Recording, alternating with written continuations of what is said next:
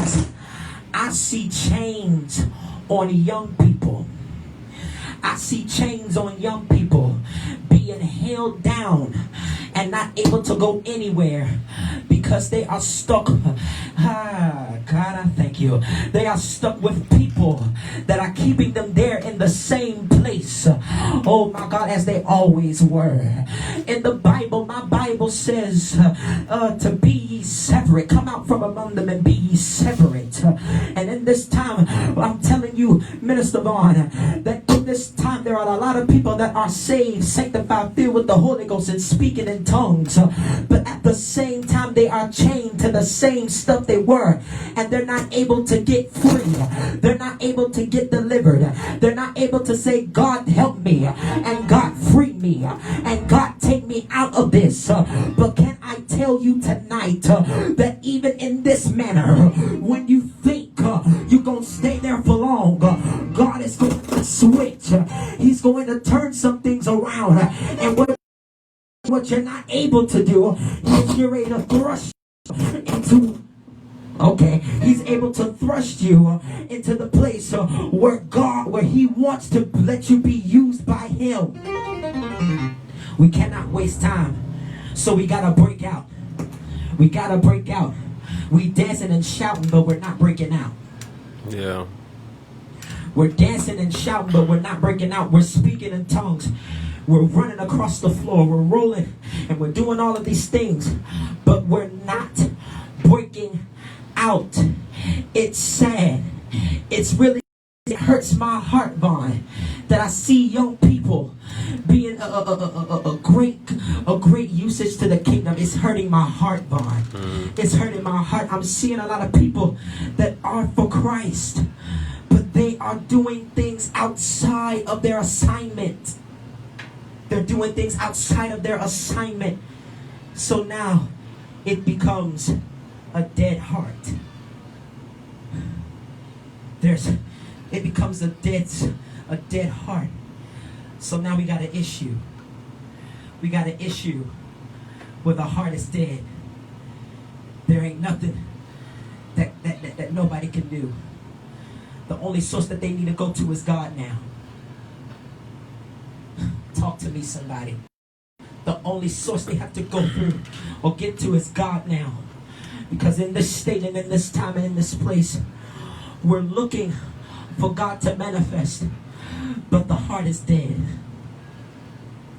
We're looking for God to provide and do things in our life, but the heart is dead.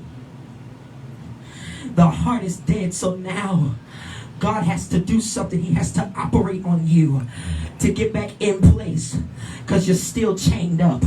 You're still chained up with the same people. You're still chained up with the same substance. You're still chained up with the same mess and the same issues that was made 20 years ago, 10 years ago, 3 years ago, maybe last week. You're still chained up with the same thing. Now God has to revive you and quicken your spirit. So here's another thing that is a research. I searched up a defibrillator, and it is an electronic device that applies an electric start to restore the rhythm of a fibrillating heart. And in this season right now, I don't know who I'm talking to, but there was a prophetic word concerning this month as well, Minister Vaughn, that in month, it is the month of restoration. And I come to tell somebody that not only He is getting ready to revive you, but He is getting ready to restore you. Oh God, you are not talking to me. He is getting ready to restore you so that He will cause you to realize and focus on that assignment which He has called you.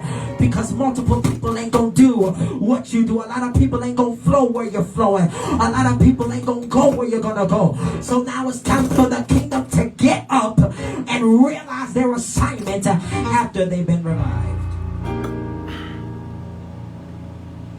Defibrillator, restoring the rhythm. Fibrillation, a muscular twitching. This is another research.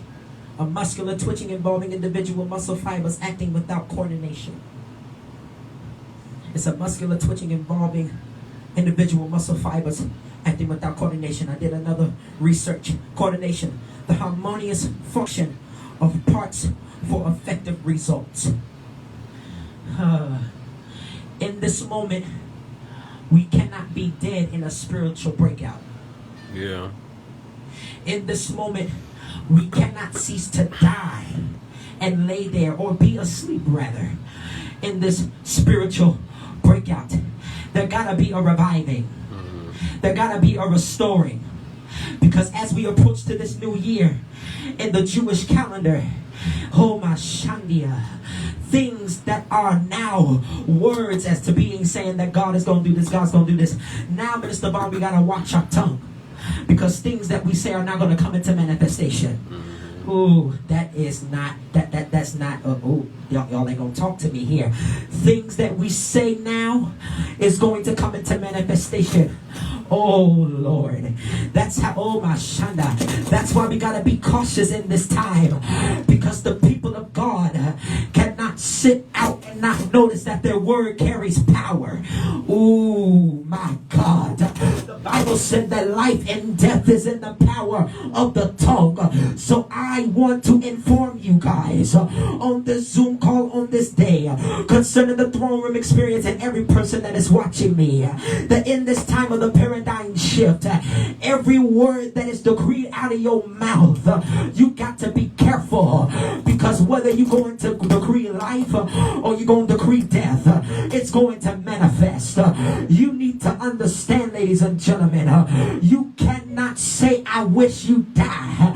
Oh my God, I wish you were never born, I wish you were never existed, because then it will come into manifestation. We got to learn how to have a heart for people. We got to learn how to have an outreach ministry for people. We got to learn how to have, and therefore we need to speak life into their situation and death to the attack. So to in here. Am I talking good? Am I talking good? Yeah. Okay. We cannot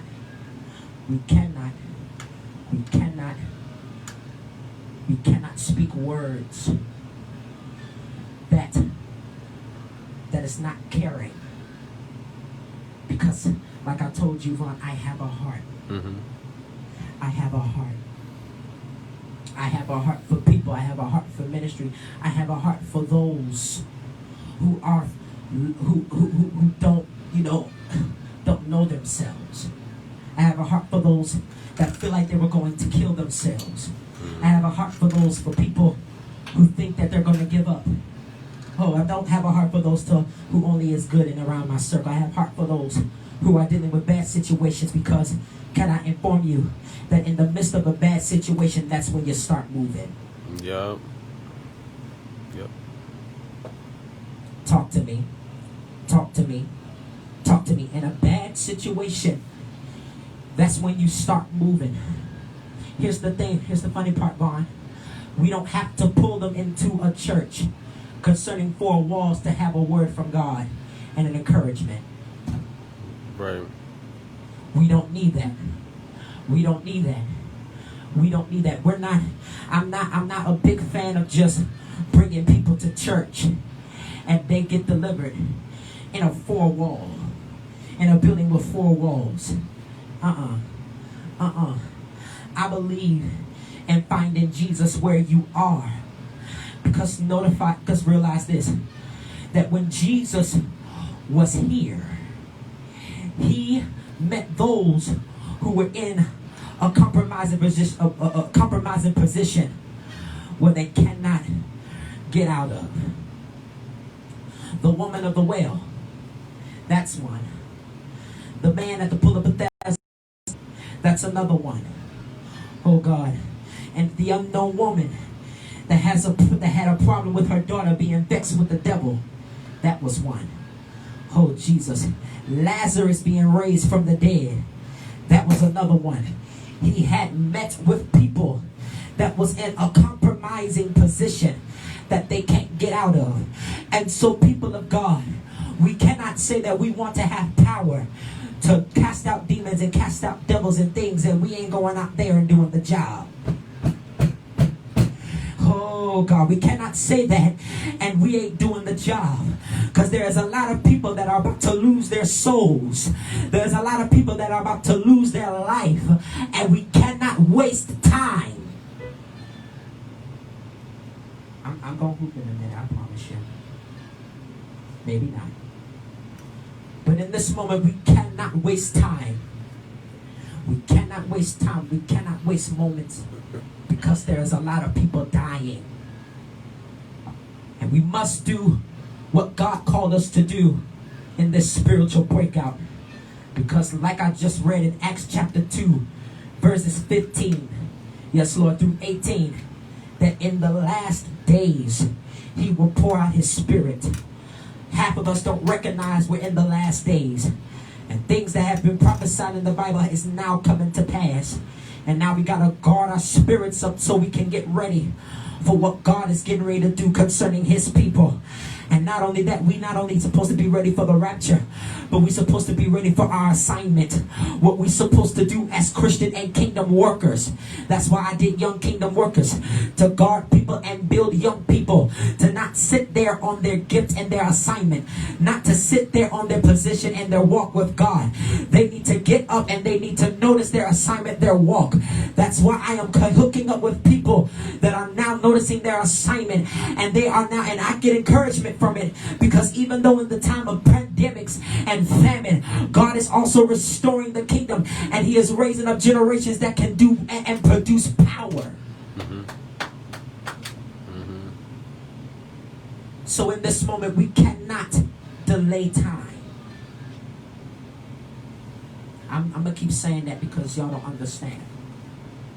We cannot waste it, because in this moment, the kingdom is coming forward, and God is going to put us on spot. I'm going to go to the, watch this, because in this moment, I don't believe that church is just the thing we need to do. I love church. I love church with all my heart. But it's deeper than that. It's deeper than that. And the restoration and the part that I got from the revelation that I got from this month is this: that the 9th month, here's the 9th month, is concerned about the 9th month. And the 9th month could be assigned to change and get rid of bad things and connections. Bad things and connections, stress and pain, and things that cause you to drown your oil. Things that will cause you to be, oh God, less of what you are in God. Oh God. The 9th month is a sign to change. That's why I said that this is a restoration month. That's why I said this is the time of reviving. Because God is going to pull you not into the season where you can do what you must do, but to get rid of some things. Because like I said during the praise break when we was up in High Glory, I said that the Bible said that the old things have passed away, and behold, all things become new. So all the old stuff that we've been operating in, I have to bring it to you. It's over. Been over. It's been over since the pandemic even started. It's been over. It stopped. It has took its time and is now in retirement. God is restoring us, and He is putting in a new place, in a new glory, in a new, oh God. And the fact that I said that in April and May, that God has positioned us to go higher in new glory, and He is operating us in new glory, is much more confirmation than what He is doing with the church. So therefore, I am telling you right now that the 9th month, we cannot sit down and worry about things, and worry about the stuff that we do outside, or worry about other natural things concerning the world. We need to get up and do the work of God. We need to go forward and do what God told us to do. And we need to change our thoughts, change our mindset, change our habits, change our way of life, change our heart, change our mind, change our ways of living. Because now we're getting ready to be a testimony to those who don't have nothing. Mm-hmm. Yeah. It's crazy to me how you can testify on $5 shoes. crazy to me that you can testify on $5 shoes and not knowing, not realizing that God didn't provide that for you.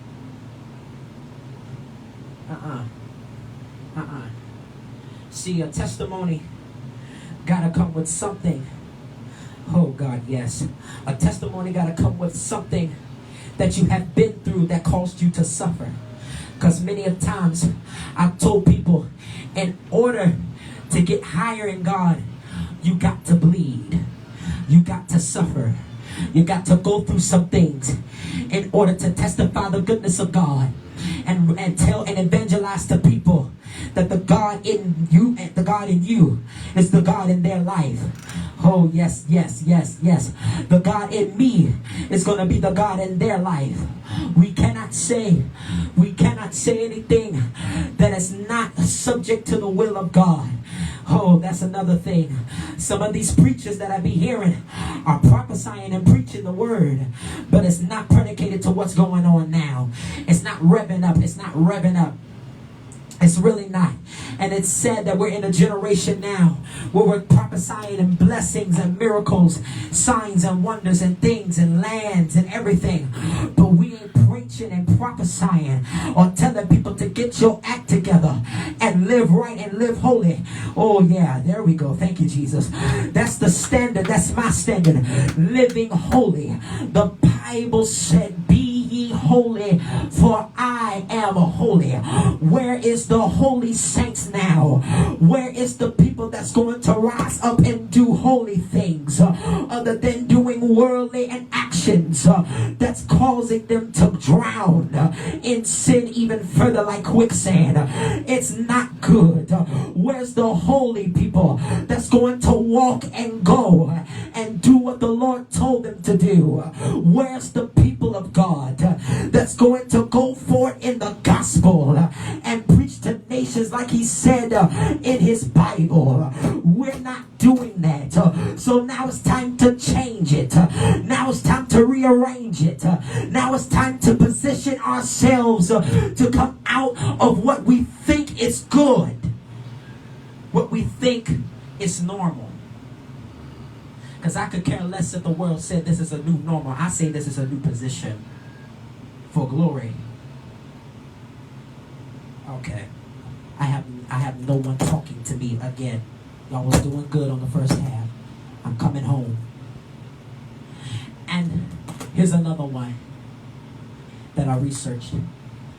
The number 9 also represents the perfect will of God.